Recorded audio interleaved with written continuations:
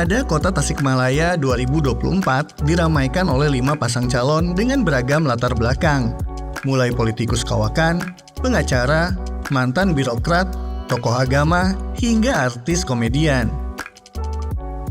Kendati wajah mereka sudah meruyak di baliho hingga menjejali media-media sosial, namun masih banyak warga yang belum mengenal lebih jauh siapa dan bagaimana rekam laku para calon pemimpin itu.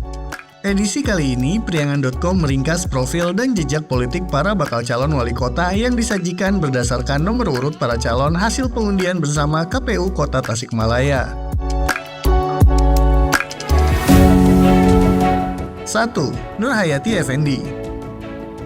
Perjalanan politik perempuan kelahiran Tasikmalaya 20 November 1969 ini dimulai pada 2009 dengan menjadi kader Partai Persatuan Pembangunan.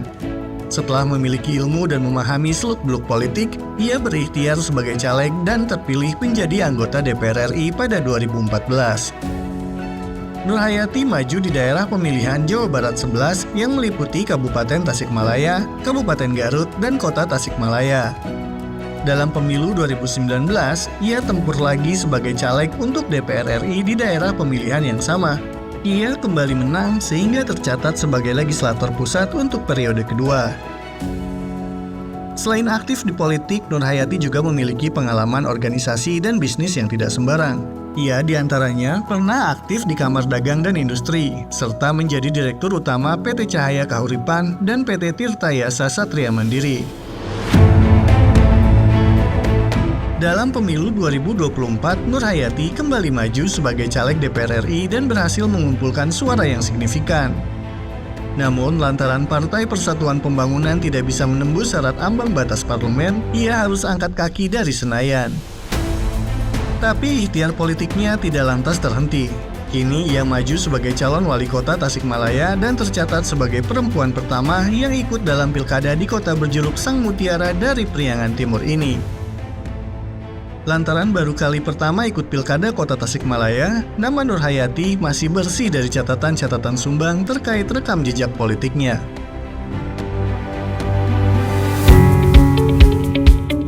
2. Ivan Diksan. Sebelum maju ke gelanggang politik, Ivan Diksan lama berkarir sebagai pegawai negeri sipil. Lebih dari separuh usianya, ia jalani dengan menjadi abdi negara. Namun, belum selesai bertugas sebagai ASN, Ivan Diksan melirik jalur politik. Bahkan hal itu dilakukannya saat masih aktif menjadi sekretaris daerah. Ivan bermuka dua. Selain sebagai ASN, ia juga menjelma jadi politikus. Kendati masih menjabat sebagai abdi negara, tanpa malu ia melakukan manuver politik yang diharamkan undang-undang. Dari mulai menebar baliho hingga daftar ke partai politik. Langkahnya itu menjadi salah satu catatan kotor Ivan Diksan dalam gelaran Pilkada Kota Tasikmalaya. Bawaslu Kota Tasikmalaya menilai ada dugaan pelanggaran netralitas ASN yang dilakukan Ivan Diksan, sehingga Bawaslu mengirimkan surat rekomendasi kepada Komisi Aparatur Sipil Negara. Bawaslu mencatat beberapa langkah minor Ivan Diksan dalam memuluskan ambisinya menjadi wali kota saat dirinya masih tercatat sebagai ASN aktif. Selain datang ke kantor DPC PPP Kota Tasikmalaya untuk mengembalikan formulir pendaftaran bakal calon wali kota, ia juga hadir di kantor DPW PPP Jawa Barat untuk urusan serupa. Ivan pun tampil dalam baliho berlatar warna hijau yang dilengkapi lambang Partai Persatuan Pembangunan plus tulisan Calon Wali Kota Tasikmalaya 2024-2029. Kini ia sudah menanggalkan status ASN-nya, sehingga bisa leluasa ikut berebut kursi wali kota.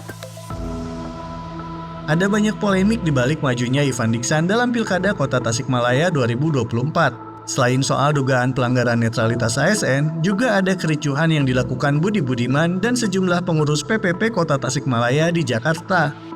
Budi Budiman yang mendukung Ivan Diksan memaksa minta SK dari PPP sampai berbuat anarki.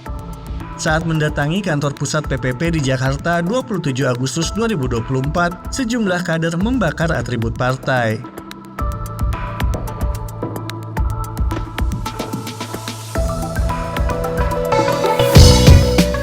3. Muhammad Yusuf.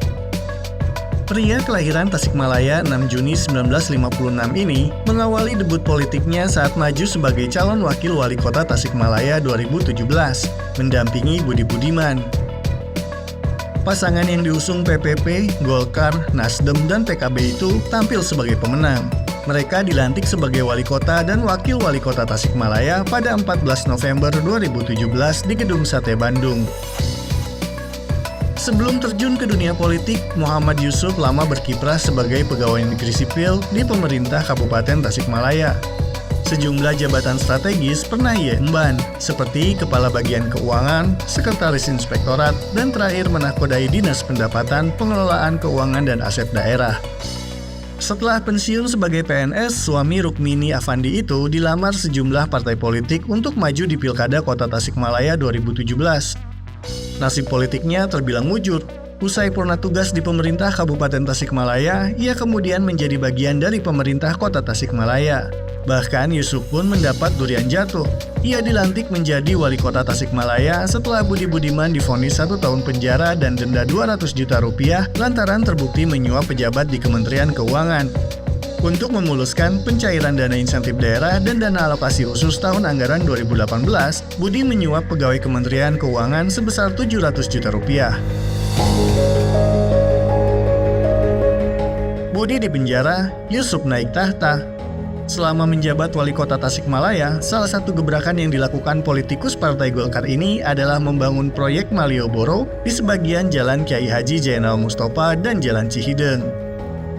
Namun, proyek yang menghabiskan anggaran puluhan miliar itu jauh panggang dari api. Alih-alih berfungsi menjadi pedestrian atau arena khusus pejalan kaki, kedua tempat tersebut masih dikuasai pedagang kaki lima. Ornamen-ornamen yang dipasang, termasuk hiasan lampu dan deretan payung gelis, kondisinya memprihatinkan. Usia pedestrian yang masih sangat muda tapi tampak tidak terawat itu menjadi catatan minor Muhammad Yusuf saat menjabat wali kota Tasikmalaya, termasuk soal ketidakmampuannya dalam membereskan masalah sampah yang membuat Tasikmalaya tak lagi resik. Kini Yusuf kembali maju dalam Pilkada Kota Tasikmalaya sebagai calon wali kota.